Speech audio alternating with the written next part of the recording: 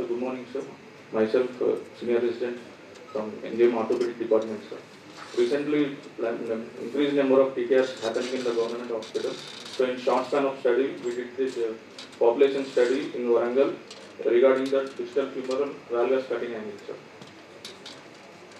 As we all know that maintaining the normal alignment is the key for any surgery and in orthopedics, and for especially for TKR, maintaining the normal alignment is the most important surgical goal, sir. If any malalignment is there, it will lead to the aseptic loosening of implant and the patient will feel pain for each and every step, sir. In general, in normal knees, the tibial surface is located at 3 degrees valgus and femoral surface is located at 9 degrees valgus. It is recommended that tibial component should be perpendicular to the mechanical axis and the valgus and femur at the 6 degrees valgus. So establish normal mechanical axis alignment, sir. Here most of the studies are done in Western studies. We show that 5 to 7 degrees is the valgus, distal femur valgus cutting angle, sir. But very few studies are done in South Asia, India and in even Telangana also, sir. Here the angle is measured between the mechanical and anatomical axis of femur. The aim is to measure the distal femur valgus cutting angle, sir. The inclusion criteria, only primary osteoarthritis were included, sir. And exclusion criteria, pediatric age groups, bowed femurs and previously fractured femurs and any extraarticular deformity of the femurs were excluded, sir. The radiographic evaluation done by taking CT scanograms of full-length bilateral lower limb, sir. And we define the anatomical axis femur drawn from the center of knee to the center of femur shaft, sir. Mechanical axis femur drawn from the center of knee to the center of femoral head, sir. The center of femur head is in the CT scanogram, we define that center of femur head is the best geometrical sphere that fitting the femoral head, sir. Center of knee as apex of intercondylar nerve. So this 3D picture showing that this is the best geometrical sphere which fits the center of femoral head, and we are pointing that center of the circle, sir. In the same, on the CT scanogram, we drawn the semi-circle which exactly is fitting the femur head, and we are pointing the center of the femoral, sir.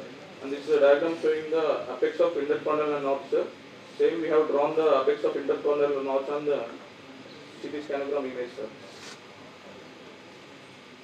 And the anatomical axis was measured from the center of apex of intercondylar nerve to the center of femur head, sir.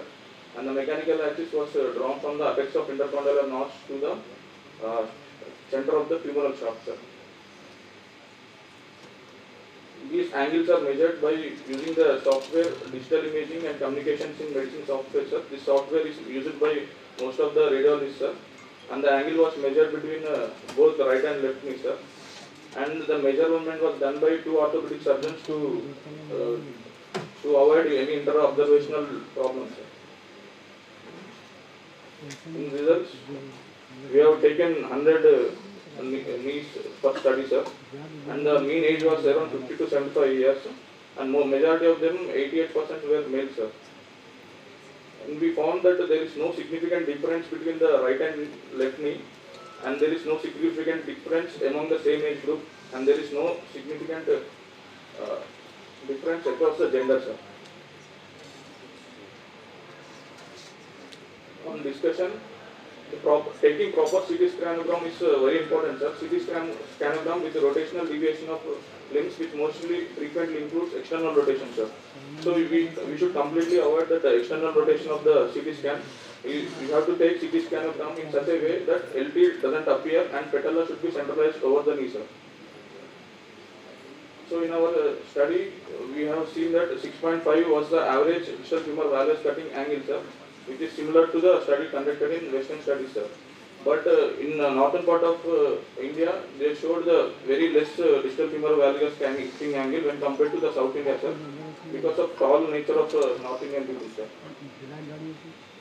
So the conclusion was out of 100 knees in Warangal population, it will be 6.5 degrees valgus will be the ideal angle.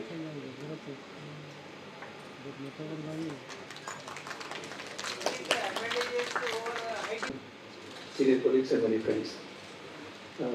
Actually, I didn't want paper as such, but I want to show that something can be done in the rural step also. As it was my hobby of conducting every month last Sunday the camp and see some physical challenge, do something free, whatever I could do for them. And after that I thought conference is nearby, why not I share and I can get some more information and knowledge from our colleagues.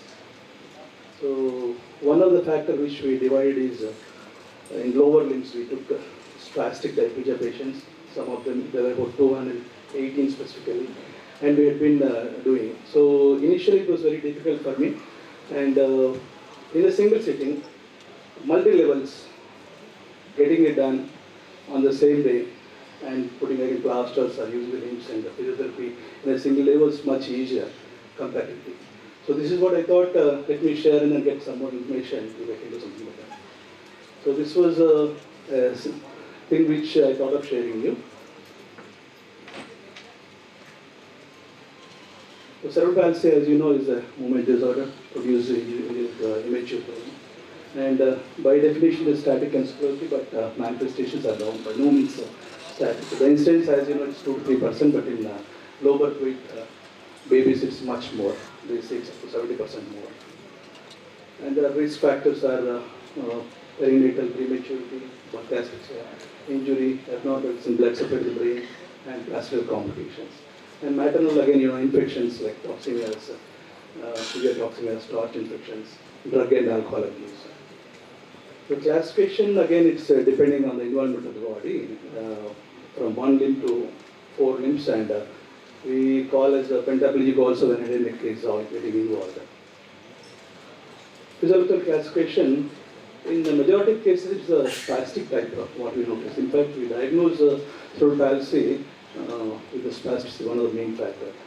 And this spastic is more than 70%, dyskinetic is around 15%, ataxic around 5-10%, mixed varieties around 5-10% more. The problems mainly are spasticity, that is upper mid-neural muscle imbalance, internal coordination, and contraction of the muscles, and antagonist muscles, myostatic contractures, deformities, and rarely from dislocations. The Palissano gross motor function classification gives us different levels in these things. So one is almost normal, near normal, and the fifth is bedridden, where we can hardly do anything, maybe for some nursing care. So our involvement would be bringing all the groups to the one, which is rather not very much possible as in today. But 4 can become 3, or 2, 3 can become 2 also. This is what the involvement and constantly following up. And I know the follow-up is also very difficult. The diagnosis, as it mainly is clinical, and around 2 years we'll be able to identify that. Very rarely we never did MRI, but as it's mentioned, we find 20% The long-term aims of the management is to make the cerebral palsy patient as normal as possible, which is again difficult. So in this again, at least to make them independent of the parents. See, parents, now majority of the children 1 or 2, and if one child is there and the one child is there, whole family is gone. And the parents, after a certain time, because as the child is growing, they won't be able to manage also. Unless we interfere and if they continuously follow up, maybe they'll become at least independent. And it's sometimes very pathetic to see people in the rural areas where they won't even be able to walk. On the roads they are crawling with all the positions. So it will be very pathetic to see. So at least if the child can be made independent, going to the bathroom, very close, eating food, I think that is also to some extent better. And a crawling patient walking with some supports and other things. So ultimately improving the function, appearance, facilitate hygiene, all those things. So the short-term goals where we can involve a little better, because follow-up is becoming a little difficult, we are trying to get up. So the reduced spasticity, muscle restoration and balance, and reduce involuntary movements and correct deformities and prevention of complications is the great things. Reducing spasticity physiotherapy to some extent. I see many children going on for physiotherapy for years together. And there is a little difference probably, but not much. And orthotics, again, orthotic people will say that no need of surgery, will do orthotic. And the pressures will come and they are not able to continue to use it. Minor blocks to some extent, selective some cases. And selective dorsal rhizotomy, I think only in few centers like NIMS they were doing. But that also has, again, the further follow-up, we had contractures recurring. And neurectomy sometimes. But the majority of our orthopedic surgeons' involvement is in the surgery of spastic muscle tendon unit. Correcting the deformities, tenotomy, tendon injury, transfer, osteotomy, shortening, and very rarely arthrodesis, which I need to. So restoring muscle balance again by physiotherapy and spastic muscle transfer to the weaker section, and weakening is again by tenotomies and lengthening. So reducing involuntary movements is also a difficult thing. Goal of the orthopedic surgeon is to make an ambulatory child where the stable planted foot, good knee function, and extended hips are there. And in non-ambulatory, again for the nursing care, where the spine is straight and the pelvis is horizontal and hips are straight. So time of correction, soft tissue surgery 4 to 7 and bony procedures 8 to years and above. So we have followed up with longer time. So despite the increasing popularity of non-operative measures, bony and soft tissue surgery remains the common component instead of dialysis in spastic dysplasia.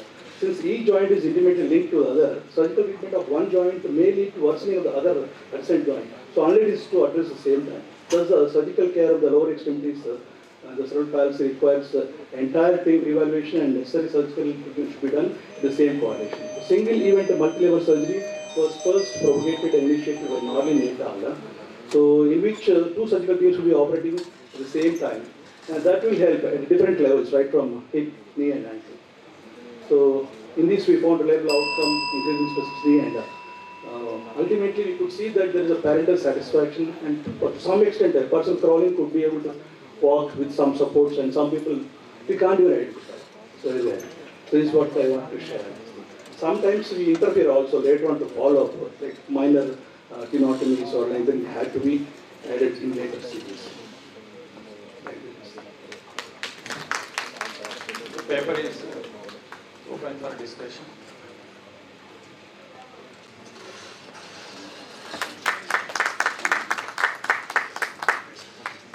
Dr. S. Lakshmi Narayana, sir.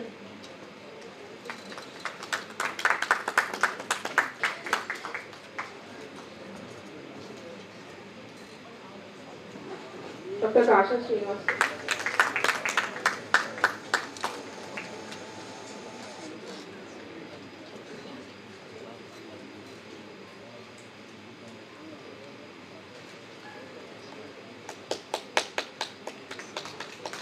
Thank you, sir. We'll move on to the next session, complex orthopedics. Now we invite chairpersons, Dr. Kali Prasad Rao sir, Dr. Mahendra Reddy sir, and Dr. Ramohan sir to come on together.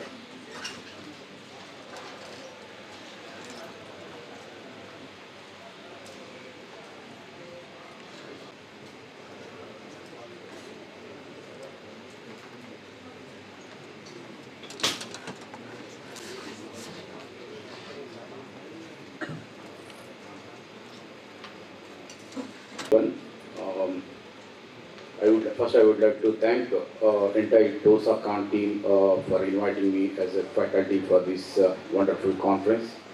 So I'm Dr. Jayprasad, a consultant orthopedic surgeon in Common Hospital, Vinagar. So I'm going to talk on the Bankart's repair and the when to do or research procedure, which is additional procedure for the anterior shoulder dislocation. We know the anterior dislocation, the basic lesions is anterior Bankart's tear, that is anterior side, maybe a bony Bankart's or a soft tissue Bankart's, and the posterior side is a sax lesion. It is a compressive fracture. So it is a more common lesion associated with the anterior Bankart's lesion. So we think that this is an anterior Bankart itself is a main lesion, but the lesion associated with this lesion when it is dislocating, it contributes a lot of instability post-operatively if you treat alone of the anterior Bankart's lesion. We see here the anterior bone loss on the humeral, that is sax lesion, is around 67 to 93% in first-time dislocators. So in recurrent dislocation, 100%. So this is a significant lesion. So you need to address with the anterior, the Bankart's lesion. And there is an increased risk in young athletes and a patient who has hyperlaxity. So this has to be taken, consideration when you are treating anterior shoulder dislocation patients. And there are A lot of surgeries has come to address this lesion. One is a bone grafting procedure, and is a partial replacement of humeral head, and derotation, osteotomies of the humeral head. There's a lot of complication. We have seen around 60 to 80% of these procedures. And French people has come out with this procedure. This is called reprocess procedure addition to the your arthroscopic Bankart repair. Its literal meaning is filling in. So you are filling the defect with the infraspinatus and capsule on the posterior side. So before 2007, people used to do an open reprocess procedure. After 2007, Eugen Wolf has started doing arthroscopic reprocess procedure. So there are two concepts. So which one has to be added a reprocess procedure, which one doesn't need a reprocess procedure. There's a Hill-Sachs lesion, but the Hill-Sachs lesion which engages an abduction external rotation. So those lesions are very unstable. After your soft tissue procedure on anterior side, these lesions will get engages or outtracts, comes out and causes a lesion failure on the repaired side. So Stephen Barkard was given this concept of engaging Hill-Sachs and non-engaging Hill-Sachs. But it is a theoretical concept, but practical concept, how to make it, how to measure preoperatively which one is going to be off track or on track. So Guani has come out with this concept of off track lesions, on track lesions. Off track lesions, you have to measure this glenoid tract. Glenoid tract is the mapping of the glenoid, which is 83% of the glenoid, which tracks on the humeral head.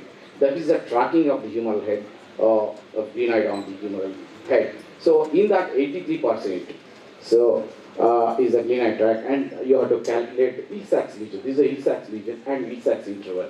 So Hill-Sachs lesion with the Hill-Sachs interval, and there is a measurement about this. So about how to measure and all those things. APB you can take on X-ray, and you can measure the depth of the notch, the Hill-Sachs notch, and with the 3D scan you can measure the articular arc loss, and you can measure the Hill-Sachs lesion width as well.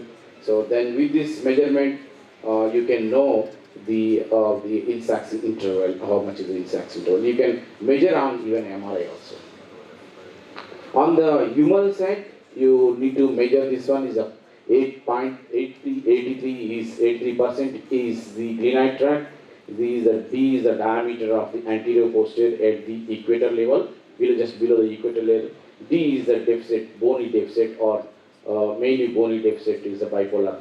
So this is the glenoid tract. So if the Hill-Sachs interval is bigger than the glenoid tract, so that is called the off-track lesion. If it is lesser than the glenoid tract, it is the on-track lesion. So on-track lesions are always safer lesions which can be treated, addressed anteriorly, and doesn't bother about the posterior side, that is a bipolar side or Hill-Sachs side.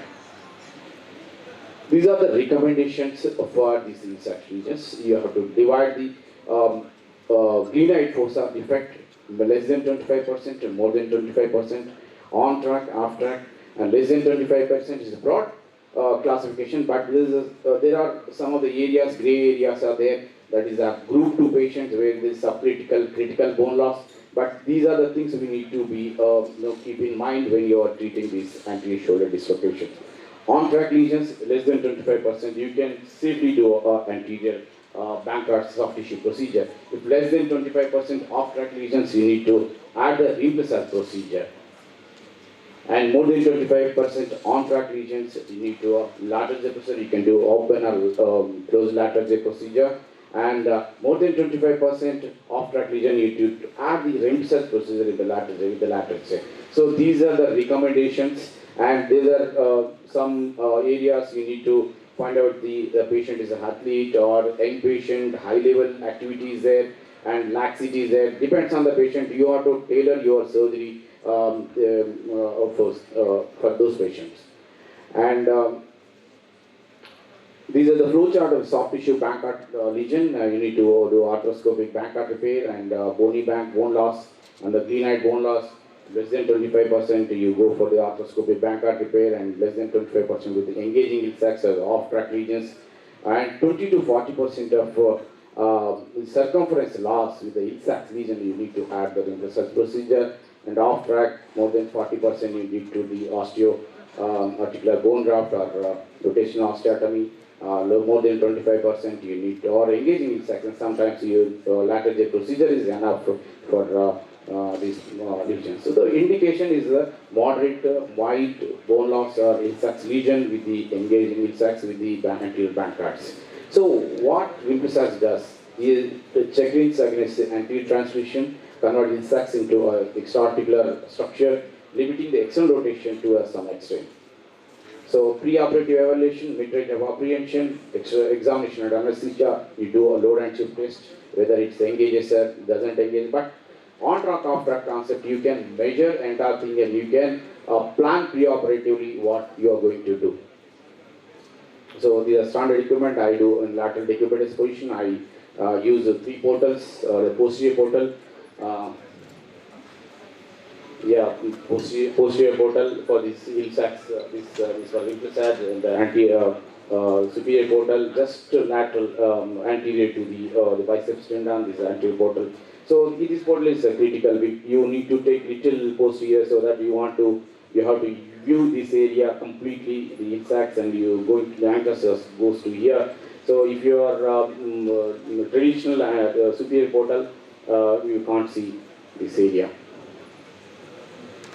So you need to do a diagnostic arthroscopy first and see the anterior labrum, posterior insects lesion, and then you put an anchors for the insects and come. Sometimes you need to put anchors posteriorly, come for the bancards anteriorly, and tie the knots on the anterior side and can't tie the knots on posterior side. That is a sequence, and so this is a view, arthroscopy view. This is a insect lesion. You can see here it's almost engaging the anterior side. You elevate, find out the labrum where it is and elevate properly. That is important.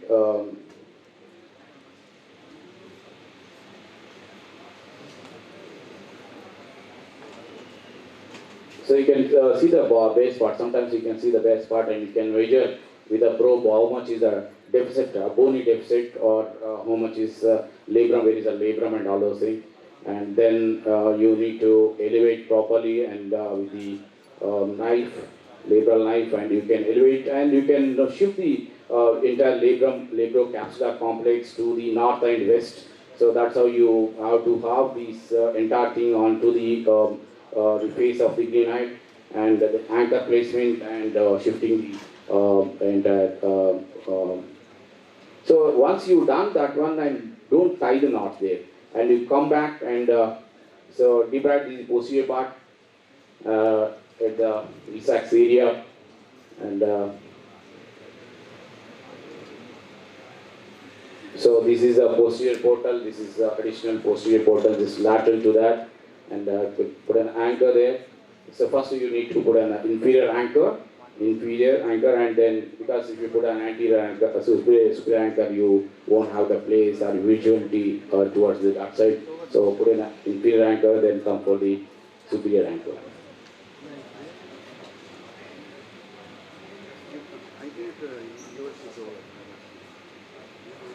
So this is a superior anchor. There should be at least a 4 to 5 mm distance for you are catching the infraspinatus capsule between each threads.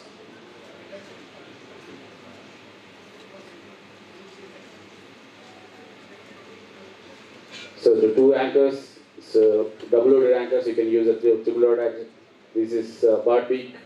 You can take out the capsule and the infraspinatus through the cannula. Cannula is out. We have taken the cannula out of the infraspinatus, and through the cannula, infraspinatus and capsule, taking the bite and the threads towards the subdeltoid area, and tying the knot on the subdeltoid area.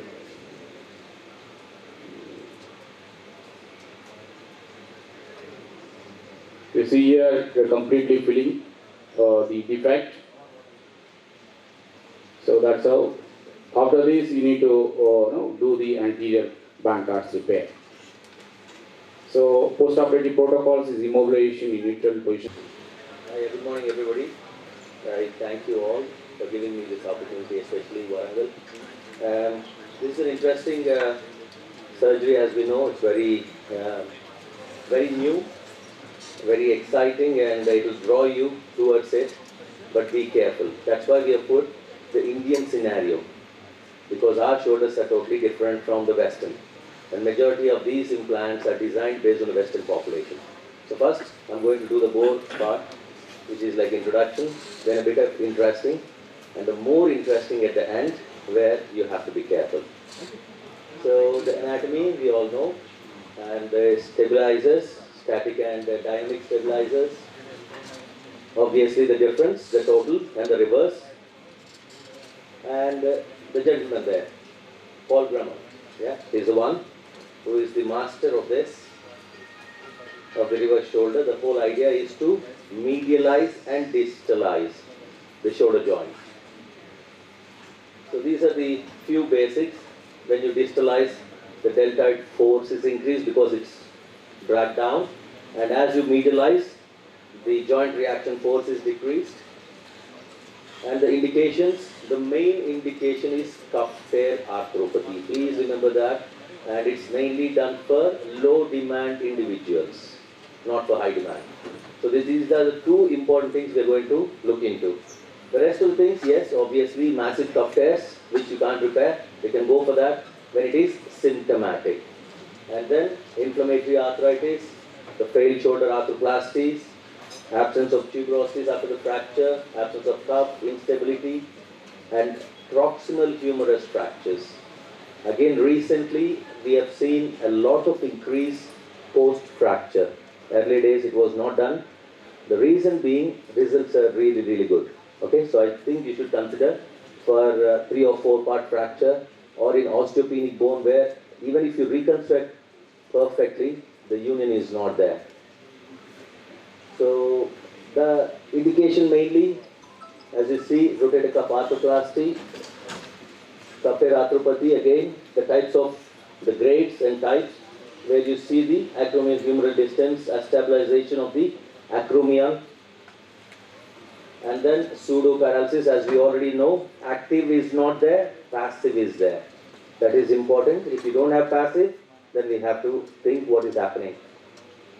And anterior-superior escape in cases of instability, and the fractures that I said just now.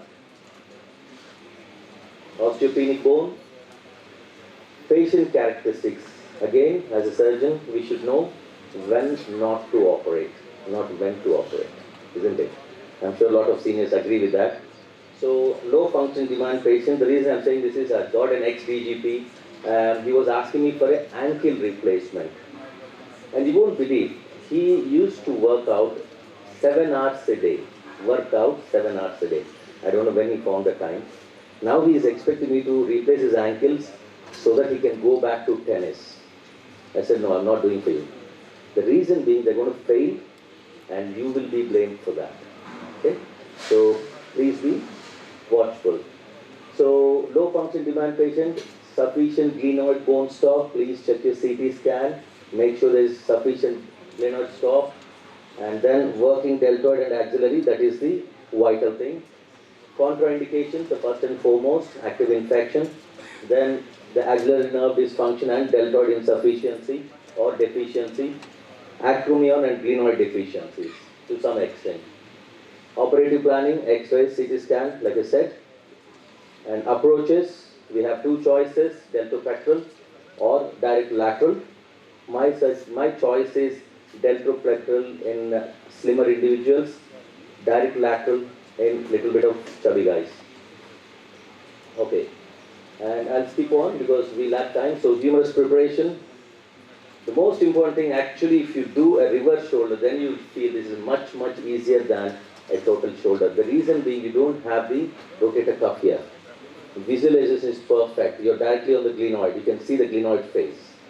Okay, so if possible, go for the direct lateral. The only thing is mindful of the axillary nerve, which is about 5 to 7 centimeters from the tip of the acromia. If at all you have to extend, make sure you extend and then identify the axillary nerve, retract it away.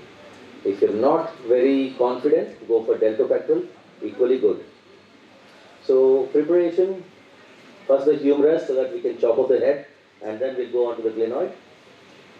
And the rotations, we have to be careful whether we want to be neutral, retroverted, including the glenoid as well as the head. And then the glenoid preparation, this is vital. The reason being, we don't want scapular notching and early loosening later on. The humerus is fine, you just pull it down and it stays like a cup. The problem arises in the glenoid. So make sure when you distalize the glenoid, make sure you come down to the inferior surface and angulate a bit, about 10 degrees of inferior angulation so that you don't have much of scapular notching, which I'm going to come to that. And fractures, make sure you've done good repairs. So that's our implants. And nowadays we are getting a lot of these trabecular metal in a little bit of osteopenic or bone loss patients wherein bone growth is really good. So this is a quick surgical technique. Can you play that one, please? That's why I got delayed actually. I was trying to upload that.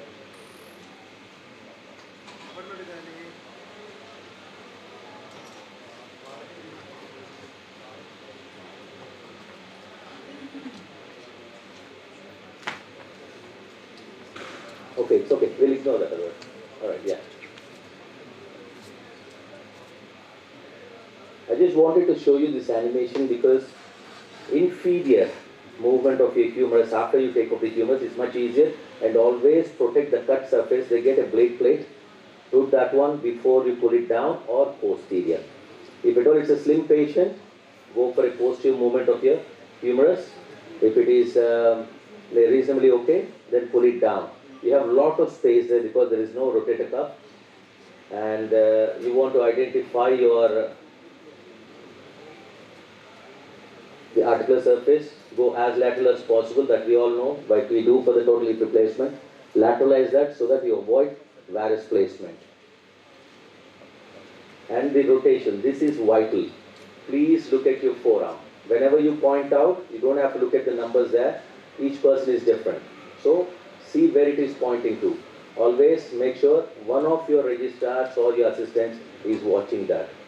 You're probably, if you're nervous or you're more busy thinking about the next steps, you might miss that point. Essentially, once you broach, it will be difficult to go back again.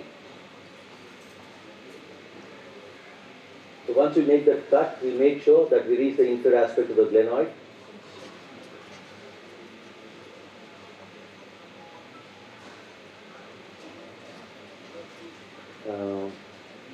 If you don't mind, I'll pause this one because there's some more things. Just go on because we don't have much time and I don't want to waste your time as well. So we just pull it this down so that you have straight on face. It's essential.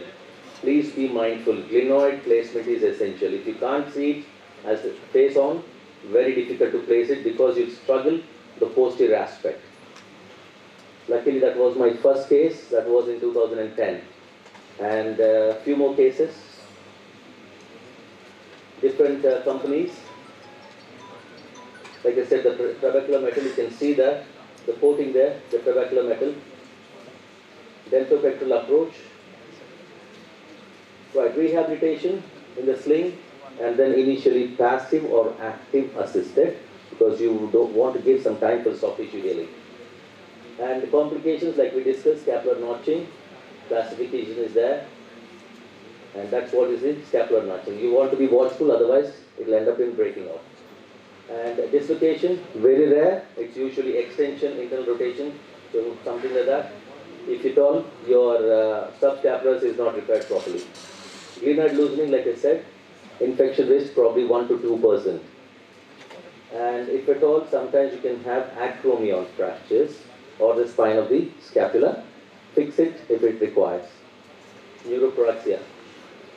So the most important thing, the Indian scenario. Now there is a fantastic paper, guys from Mumbai and Maharashtra. So they have done comparing our Indian shoulders to the Western. Let us look at what's happening.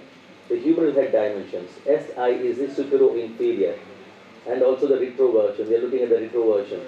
So the retroversion Indian is larger compared to the Chinese, but compared to Western, it's significantly larger. So mindful retroversion is increased. And radius of curvature is significantly larger again compared to Chinese, but smaller than Western cohort. These implants are Western based. And average SI, that's superior inferior, the length and the breadth, okay? So superior inferior, the length, and that's what you have to choose the your processes, the inclination angle. Yeah, quickly wind up. Good morning, everybody. I thank Dr. Rajesh and the organizing committee for giving this opportunity. So I'll be speaking on what not to do to avoid complications in arthroscopic transosseous cup repair, which is a no implant technique. So this no implant technique is not a new. The sutures have passed the greater tuberosity a century ago. We are just going through the cycle. The open transosseous method, mini open transosseous method, mini open with anchors. Anchors have come. This is a single row anchors, and double row anchors have come to increase the footprint reconstruction. 2 rows of anchors.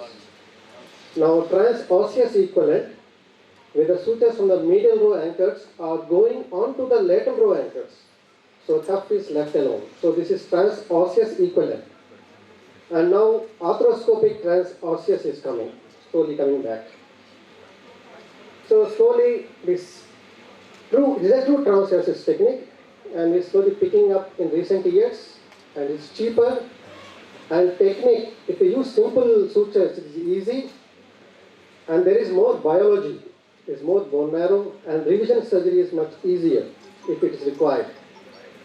The recent paper suggests that initial postoperative pain is less, and there is more blood flow in the rotator cuff, and the patients treated with transosseous method, the strength is more, and there is less type 3 healing when compared to transosseous equivalent. These are types of Sugaya classification, tendon healing. Type 1 is very good, sufficient thickness. So there is more type 3 healing in anchor method. The study by Suman showed that single row repair had more type 3 healing when compared to transosseous. Is at 21% and compared to transosseous 4% only. But this is a historical perspective. This article by Stephen Bocart in 1997 has given a step back to the transosseous technique. In his olden technique, there are short bony bridges. So their tunnel is to fail. The tunnel cut out, there is a bone failure. And in anchors, there is only tendon failure. So in this modern transosseous technique, there is large bony bridge. The middle tunnel is placed where we normally place the middle row anchor near the articular surface. And lateral tunnel is placed on the hardest bone of the greater tuberosity. Here is a lateral tunnel. So we take the proper care to see this both medial and lateral tunnels. They are in different planes. Now you can see there is a big bony bridge when compared to old transosseous method. And the loaded retinal loop, the vicryl is pulled out. And you can feed 3 sutures which are preferred. I use 2 semi-permeable and 1 non-absorbable. Now this is like a triple loaded anchor.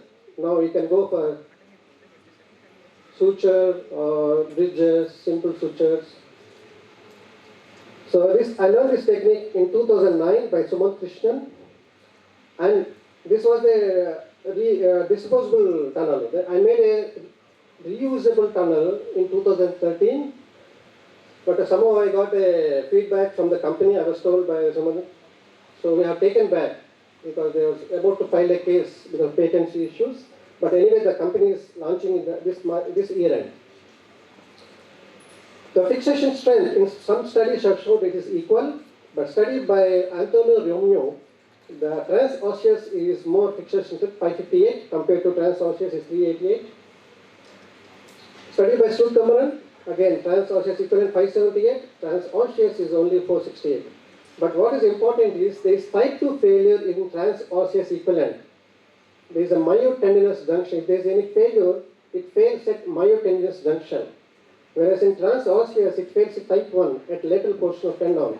So if revision surgery is required, so this trans-osseous fail medial to the anchors. So there is a difficulty in just doing a revision surgery. So these are some of the concerns when you are doing this technique. Bone tunnel placement, number of tunnels, overtension of repair, and bone quality. Bone tunnel and number of tunnels placement are under surgeon's hands. So you see that it is 1 centimeter distance between the two tunnels. So if there is a gap, there is no tunnel coherence. So what is not under surgeon's hand is overtensioning of repair. If there is a large cuff that is 4 centimeters, I don't do this technique. They will be cut out. So I use a single row repair, or partial repair, or biceps augmentation, or biceps SCR. And lot has been told by suture cutout in trans-osseous method. But studies studied by Corona, out of 388 foot shoulders, only one had a cutout. And Suman Krishna's study, out of 133, there was no suture cutout.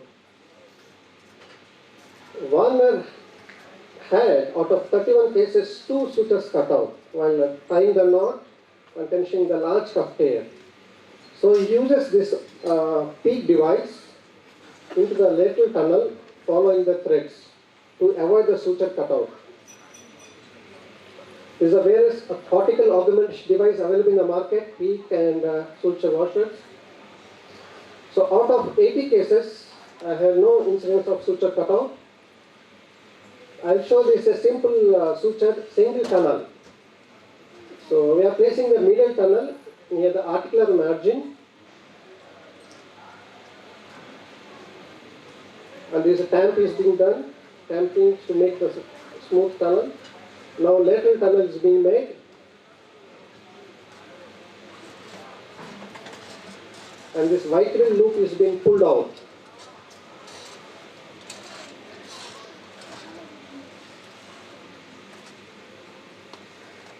Now I feed 3 threads. I use 2 semi-permeable and 1 non-absorbable thread.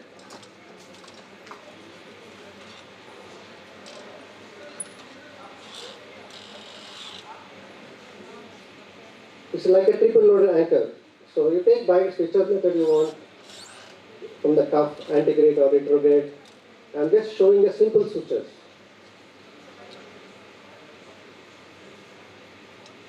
Now this is a medium-sized tear, patient in V-shape position, seeing from posterolateral portal, greater tuberosity is bird, and plan is to make 2 tunnels. Now I am making anterior medial tunnel.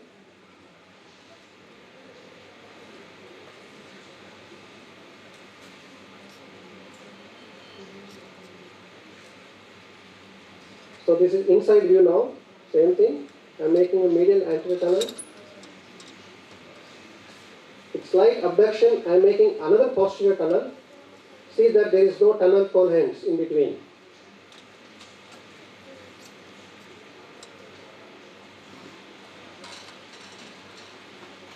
Now I am making a intersecting lateral tunnel, the first tunnel.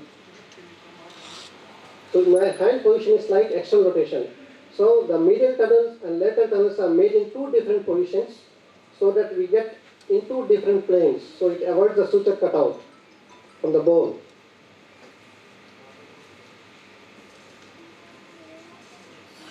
You feed the 3 sutures and bring all into the anterior portals. So we have 2 sets now, 3 each. So 6 threads are come out.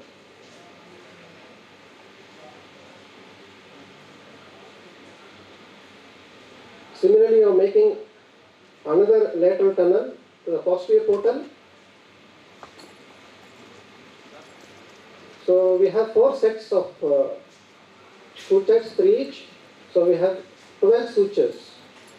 Plan is to make 2 interlinking suture and mattress sutures across the, and this is a final repair after the final view from the suboptimal space. Now we are seeing from the intraarticular view, glenohumeral view, there is no cuff, the complete cuff is, root footprint is covered. Don't see any greater tuberosity. This is a massive tear. A urologist presented with pseudoparalysis. He had a shooting incident in the forest he had because of the gun. Supraspinatus, infraspinatus, and teres minor. All gone. It takes very long time. So we have 3 tunnels medially, 3 tunnels laterally, almost 18 sutures. But nowadays I use most of anchors to do it fast, but this takes very long time. But this is a final view after the. Ladies and gentlemen, at the outset I thank the organizers, the Ram Kumar, and the chairperson, and my friend Dr. Rakesh to invite me to be in this conference.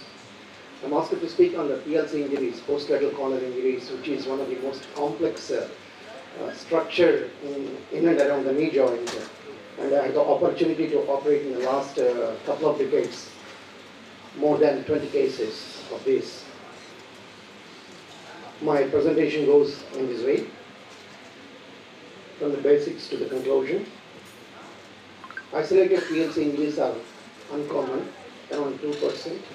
But whenever there is a multi-ligamentous injuries and whenever there is a PCL injuries, especially with a history of anterior blow or anteromedial blow to the knee joint, think of PLC. Because concomitant PLC injuries with PCL or ACL are very common. Or if you miss it as a surgeon and do a single cruciate reconstruction, the failure of the reconstruction, again rethink about the PLC.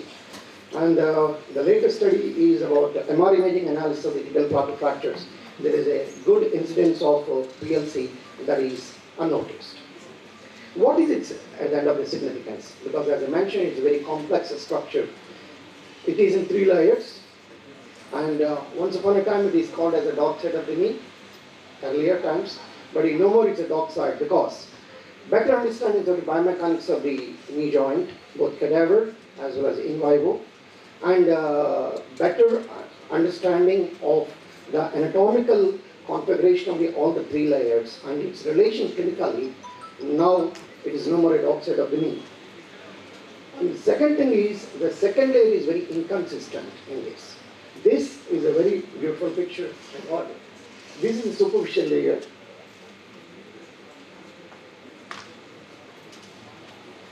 Right? Sorry. Then you can see what I'm pointing out is a popliteal knob.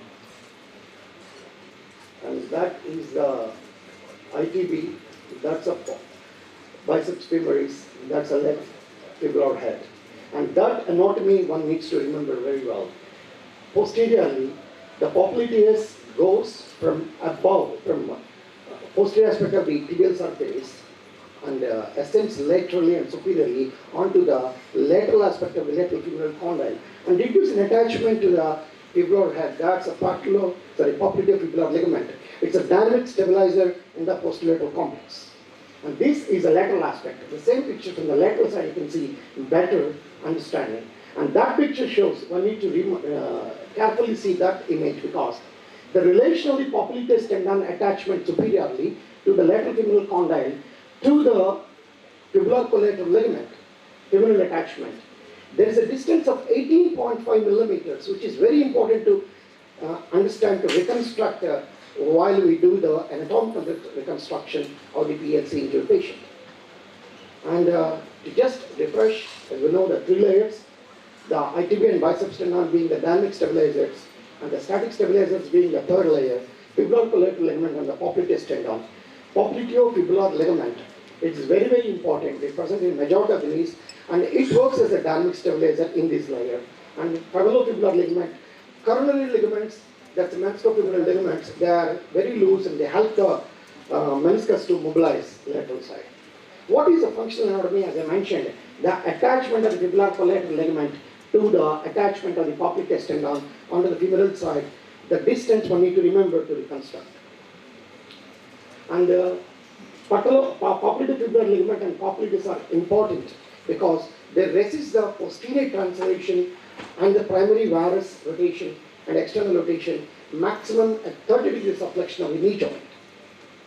Therefore, isolated lateral collateral ligament tear, it increases the varus angulation at 30 degrees of flexion, whereas injury with PLC with intact PCL, where clinically this is relevant because you get a direct test at 30 degrees with intact PCL. When the PCL is also injured, you get both at 30 degrees as well as 90 degrees extreme external rotation. That is a combination injury that we need to remember. So I need not go into the biomechanics, it's all given anywhere. But one need to remember that sectioning of the PLC, it increases the main force of ACL, and the ACL reconstructs the graft at all flexion angles of the knee joint from 0 degrees to 110 degrees. That's why if the PLC is not addressed, the concomitant ACL reconstruction, ACL is bound to fail. Common mechanism of injury, as I told, is anterior go on the medial and anterior side of the knee joint, and symptoms very common. This is the one which I wanted to show you nicely. You can see the amount of varus lax at 30 degrees with the classical aberration on the anterior aspect of the knee joint. So, what is dial test? A difference of 10 degrees of increased external rotation on the injured side compared to the contralateral side at 30 degrees of flexion is the isolated PLC. But if the same thing is happening at the 90 degrees also, there's a concomitant PCL injury too. That need to remember. This is one which is, that test can be done classically in protone, but this is on the table. You can see the right side, the index one, the same one. The amount of the external rotation compared to the uninjured limb. How much more? Classic dial test.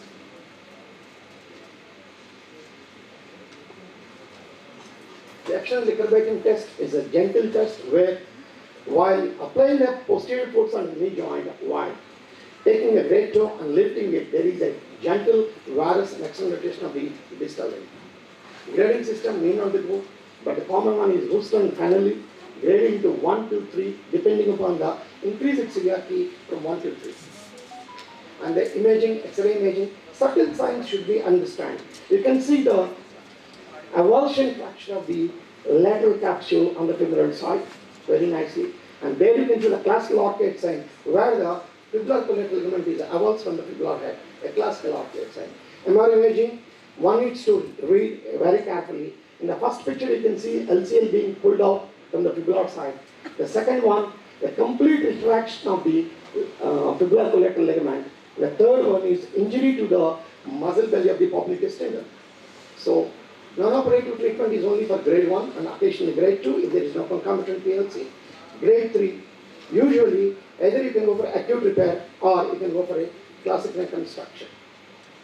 The surgical indications, as I told, the repair PLC versus reconstruction. If it is less than 2 weeks presentation and if there is a no mixed substance there, all the structures are avulsed either from the fibular side or tibial side or the fibular side, go for a repair either using a free suture or a suture anchor. This is one which I wanted to show you very, where you can see my hand is showing. That's a anterolateral aspect of the tibia. Acute injury, 3 days old. What I am holding the entire popliteus muscle which is avulsed and posterior. And you can see that is a popliteus tendon, that's a popliteus hiatus. And that's a lateral meniscus capsule meniscus junction. And the popliteus hiatus, and that is a fibular collateral ligament avulsed from the fibula. The moment we open, everything opens in all 3 layers very nicely. Again, I am repeating. What I am holding is the popliteus muscle. There is avulsed from the posterior aspect of the VA proximally. And I am just going to, I am not going to show any videos because of time paucity. That's how the posterior capsular structure is taken nicely from the tibia to the femur. You can see how I took the suture for the capsular stitch nicely. First, I did the posterior capsular closure, not the anterolateral capsular closure. And that's how I did. Then the reconstruct the popliteus tendon using the same muscle belly because I have an intact proximal popliteus tendon. So using that, I sutured to the proximal tibia postlateral aspect, and the remaining popliteus tendon that is there, that I have sutured to the fibular stump. And that's how PFL is recreated, both popliteus and PFL. That's the third layer. Then coming to the LCL. LCL taking suturing back the avulsive fragment to the fibula. You can see nicely in schematic. And that's how the final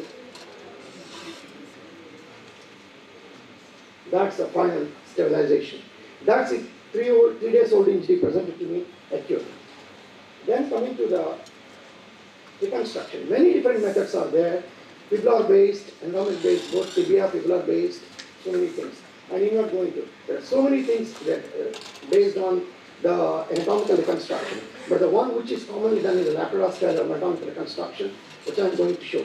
This is one which you need to understand. The first one is fibula based, single graft, compared to the second one, where you can reconstruct both the tibio-fibular based one, where you can reconstruct the PFL2, and that is more anatomical, providing both static and dynamic stabilizers. This is the one which I am talking about. This is how 2 grafts are taken. Both on the femoral side, the popliteus tendon, the fibular collateral ligament, as I mentioned very clearly, that schematic diagram and a couple of videos. And that's the incision for the fibular collateral popliteus, and that's how we pass the guide wires. As I mentioned, the guide wires to be angulated for the fibular collateral ligament and popliteus 30 degrees from the coronal plane, but in the axial plane, 2 moments. But for the axial one, for the fibular collateral, it should be 0 degrees. Whereas for the popliteus is 30 degrees again. You can see, that's how the guide wire is passed. The sockets are drilled in wire. And now, fix the graft on the femoral side. First the popliteus tendon is fixed with the help of a biabsorbent screw or bicomposite screw. Then take the graft under the whatever the ligament that is present anteriorly from the fibular collateral and the ITB. Pull it down. That is for the taking it back under the posterior side. Then now. Good morning to the team. Thank you so much for the invitation to the conference today. Actually the topic I was given earlier was a little different, so I just prepared that one too, and it is robotics in partial knee replacement and total hip replacement. Is it a game changer? That was the topic I was given.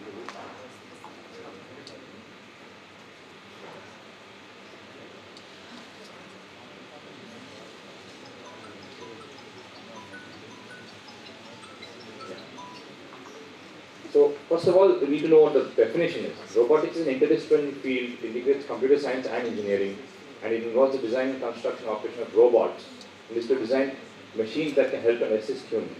And a robot is a machine capable of carrying out a complex series of actions automatically, especially one programmable by a computer. But this is too high funda. What we know as a robot is this. Can you play this for me? I'd like a laptop locally if possible. That's what we know as a robot, but this is not what that robot actually looks like. So this is the first robot which is in general, most people know about. This is a Da Vinci robot used for general surgery. It's been there for quite some time now. And I'll be talking about the joint replacement robot called the MECO. This is a Stryker company, 4th generation robot. Does it do everything? The first question you may ask. Does it make us obsolete? Not really. This only assists us. It helps us to get the correct precision and helps us to get the right accuracy without causing excess tissue damage and excess bone damage. So this is just, so the surgery is still being done by us. We are still using the saw and the burr or the reamer depending on which surgery we are doing. It only gives us a haptic boundary and makes sure that we are not going out into the normal tissue, as you can see over here. There is a classification for this. Yeah. So there is a boundary control robot, which is like a Navio of Smith & Nephew. It's just a small handheld piece. The semi-autonomous is what we use, which it only assists us, but the surgeon is still doing the surgery. And the fully autonomous, like the metal from the metal company, the Cubist robot, which it does the whole thing on its own. So can you play this, please? This is the Navio, and this is the Cubis. You can play this one as well. This is a handheld one, and this is a fully automated one. You can see that it is doing the whole surgery on its own. But we are talking about the semi-autonomous. This is this video, where we are doing it, but it is only assisting us and giving us a haptic boundary. So I'm just going to be talking about the partial knee and the total hip. The Mako robot can be used for all the three. It's the only one which can be used for all three procedures. So what's the need? So first of all, what are the outcomes of uni in general? The studies show around 98% survivorship at 6 years, 1,500 cases, and other studies show up to 91% at 20 years. So they have good results. But they also show that revision rates are a little bit high in many of the joint registries. But why is that so? Because there are many challenges in unis, a demanding procedure with restricted field of vision, threshold for revision is much less. If any patient comes with a uni saying they have pain, we jump to a revision much earlier than we would with a TCAR. Potential for technical errors is higher, wholly implanted partial knee can fail earlier, and successful clinical outcomes depends on 4 things: accurate component positioning, soft tissue balancing, and overall limb alignment. 3 things, main things. So there's a lot of technical aspects in a partial knee replacement. So in the recent advances, the robot-assisted, we call it as RAPCA, robot-assisted partial knee arthroplasty, can help to address all of these problems at once. So partial knee is like a sculpting. It's a technically demanding and stick surgery. So robotics with partial knee is the future, and it prevents overstuffing of the opposite compartment. So the 3 core features of the Mako are the enhanced planning, because we have a CT scan. We can do the planning before the surgery even starts. Then we dynamically balance the joint. And of course, at the end, we have the haptic guidance to prevent us from going into the soft tissue surrounding it. So the implant planning, the CT data is segmented to create a 3D model of every single patient. And the primary purpose is for implant sizing and alignment to the bony anatomy even before we step into the operation theatre. We can do all this playing around, tinkering before the surgery even starts. Then we do something known as bone registration, where 40 points are collected in the femur and the tibia to tell the robot where exactly is the patient in real time compared to the CT scan. After that's done, we do a dynamic joint balancing. We tension the ligament, the MCL, in 4 different force captures to make sure the robot knows what is the ligament tension or the tautness of the ligament of the MCL. And then we get a graph like this. We have to balance this graph just by moving the implants up and down. We can move the tibia up and down, we can move the femur up and down in all the 6 different planes. And by using this graph, we know where we have to move. I mean, I'm not going to go into detail, but if you're tight in flexion, tight in extension, loose in flexion, you can just do a little bit of tinkering of the implants to get the correct balance. After that, we even have something known as cartilage mapping. We can make sure that the implant is just nicely, smoothly transitioning over the cartilage, so there's no bump for the patella. And that implant tracking is also there with this robot. We make sure that the tibia and the patella and the femur are tracking centrally without any edge loading. This is another advantage we can get with the robot, just by using fine-tuning of the medial position of the implants. The bone preparation is done by burning. Can you please play this, the video? Excuse me? Yeah. So this is done by burring. As I mentioned earlier, the haptic boundary is given to us, so we just have to burr out the green part, and we prevent any excess damage to the surrounding tissues, and we don't go into too much of depth as well. After that, we do the trialing, we do a kinematic analysis and make sure that there's no tightness overall, and we get 100% reproducible exercise every single time. The Mako can also be used for lateral and patellofemoral and even bicompartmental knee replacement, and this is what the exercise look like. And the studies have shown improved accuracy. The grey bars are for manual, and the orange are the Mako, much more accurate. Even in Asian patients, that has been shown by Park et al. That fewer radiological outliers and better coronal alignment in Mako unis. Versus conventional, there's less amount of pain, less analgesia used, shorter time to straight leg raising, and decreased number of physiotherapy sessions were required. Gait comparison, motion analysis showed there's no difference between a healthy knee and a robotically assisted Mako. So better kinematic function. And the learning curve, many articles have showed that the Mako assisted uni has a shorter learning curve than uni, because uni is a technically challenging one. The learning curve is much shorter with a robot. Survivorship is very high, 5-year survivorship 98%, probably because of better alignment, improved component positioning, and accurate restoration of the ligament balance. What are our outcomes? That's what matters the most. This is a lady, day 2 of robotic partial knee replacement, sitting down and squatting and talking to us. This is what really sold us on the robotic uni. A gentleman around 85-year-old, within a week he sent us his video walking in his apartment complex. Can you play this please? Excuse me. Yeah, this is a gentleman, 89-year-old. I replaced 80-year-old. I replaced his right partial knee, and he got back to playing golf. And he sent me this video within a month of the surgery, and he's back to playing his golf. So he was very happy as well. So let's move on to the total hip. Definitely partial knee, we know that it is the future with the robots. But what about total hip? We know that total hip is very successful. It's really advanced since Charlie's low friction arthroplasty, and the latest advancement is robotics.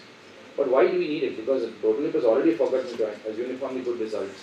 Surgeon feels they can do no wrong. They feel like a Superman. But there are so many variables: anteversion, inclination, sizing, and femoral sizing as well. And so many things can start to go wrong depending on how you put your cup. So then you start to feel a bit nervous. Then you have even more variables: cup depth, height, bone stock, limb length discrepancy, and the offset. And if you see, so many things can go wrong. You have gait disturbance, low backache, instability, and then you really start to feel nervous. But what if I can address all of these problems in one go? We can do it with the robot. All these issues can be solved with just one single step, which is with the robot. So first, can you play this please? This is a CT scan is done, and as I said earlier in the partial knee, they get segmented and create a 3D model. Is anyone there at the system? Please concentrate. Okay, so then we can get a 3D model of the hip, and this helps us to plan out before, just like the partial knee. So planning is done, landmarks, arrays are placed, we do the registration like we do in the partial knee, we can do the femoral preparation, trial reduction, and we get results as well. We move from the 2D manual planning to 3D model based planning now. So just give you an example using this case, the right arthritic hip. Before the surgery starts, we know that this limb is 3 millimeters shorter than the other side. This is a pre-operative information that we get. And we also know after our planning how our hip will look. It's going to come equally if we use a 44 cup with a 2 stem with a 127 neck and a neutral head. We know that if we use these implants, we can get it equal length. We can check the size of the cup by the different planes, the transverse plane, sagittal and the coronal plane, and we get a 3D view of the same thing. We can even plan what our inclination and anteversion are, depending on what the native anteversion is. We can change it as much as we want to. We can restore the center of the rotation. The pink is the native center of rotation, and the green is what we have planned. This is another view just to see how we can recreate that. After the cup is done, we can even plan our femoral sizing. A nice snug fit here shows the size 2, and a 127 neck gives a proper angulation as well. Even tells us what is the femoral anteversion. The best part is we get to see a pre-op visualization of the post-op X-ray. This is before the surgery has even been done. We know what the X-ray is going to look like. Bone registration is done, just like I mentioned earlier, 40 points around the acetabulum so that we get the proper orientation to the robot. And can you play this video please? So the beauty of this is in manual THR we have to do incremental reaming followed by tiling of the cup. Here we have a single ream. The robot comes in like this. We get it in, we register the point. Can you play this video please? If you see, this is me using the robotic, no, the next one. Yeah, click on this please. Yes, if you see over here, this is the screen that we are looking at. I can just request another 3 minutes. Once we have input all our data, we know where we have to ream. The green bone is what has to be reamed out. This is the robotic arm. I'm looking at the screen. I just have to make sure that I ream out whatever is green. I don't need to do serial trialing.